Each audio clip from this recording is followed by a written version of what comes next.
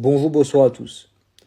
Je rappelle que dans l'Oise, Shannon, une adolescente de 13 ans, a été violée à Rantigny le 6 mars dernier et elle est malheureusement morte après son admission à l'hôpital à cause donc de son viol, qui était apparemment extrêmement violent.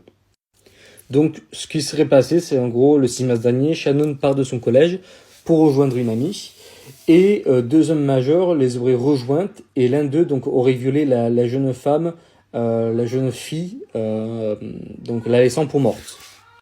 Donc à la suite de cela, elle a été donc amenée bien sûr aux urgences et avec un pronostic malheureusement vital engagé parce que l'agression a été très violente et donc elle était dans un état quand même assez grave.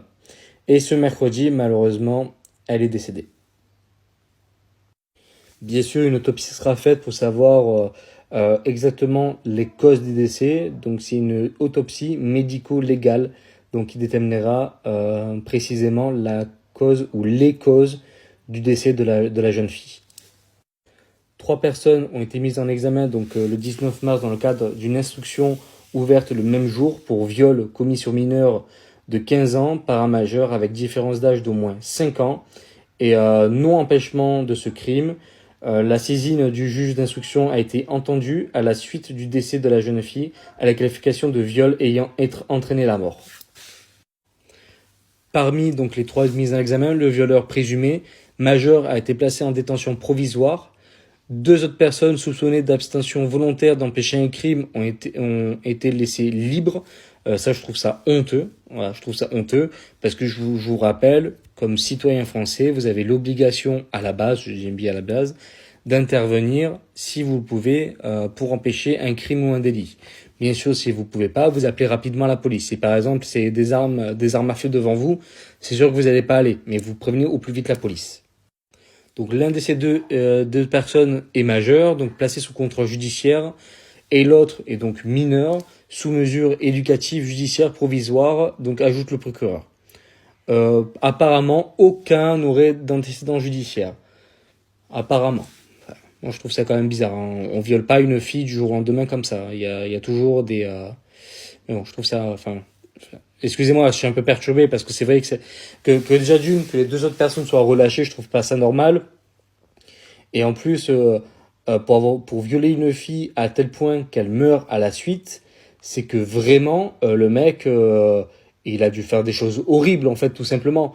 Donc le mec, il a déjà dû faire des trucs. Alors peut-être qu'il s'est pas fait choper.